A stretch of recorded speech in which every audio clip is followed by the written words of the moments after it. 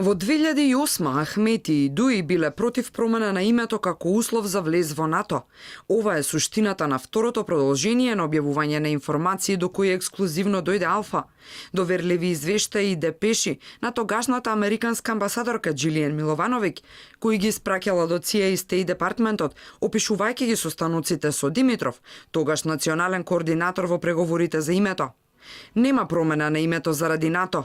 Опозицијата, па дури и Дуи, се жестоко против ова, и рекол Димитров на Миловановиќ во јануари во 2008 на еден од низата состаноци во пресрт на НАТО самитот во Букурешт, кога Македонија доби вето од Грција.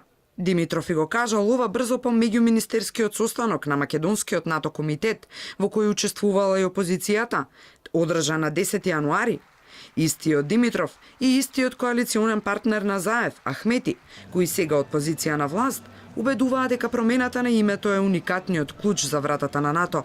Димитров рече дека представниците на опозицијската партија, вклучително и оние на партијата на етничките албанци Дуи, биле многу пожестоки отколку владините представници во одбивањето на било каква промена на името заради понудата од НАТО. Тој додаде дека владата на Македонија се противи на било каков обид да се наметне краен рок за решавање на проблемот со името пред НАТО самитот.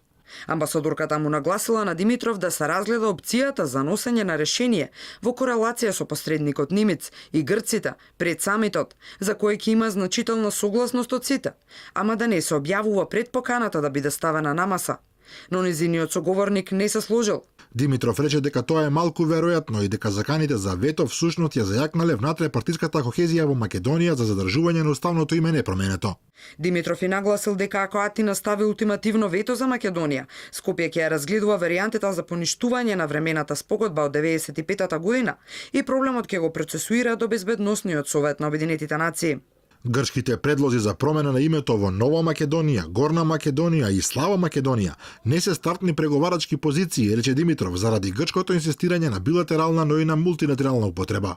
Опишувајќи го како видно емотивен, Миловановиќ вели оти Димитров и рекол дека влезот на земјава во НАТО, после присилба да прави компромиси за името, е контрадикторно со принципите на Алијансата како организација на демократски држави.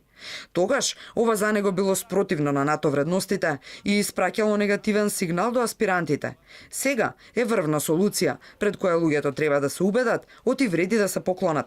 Инаку вчера, Алфа објави дека Димитров и тогашниот претседател Црвенковски биле против одржување на референдум.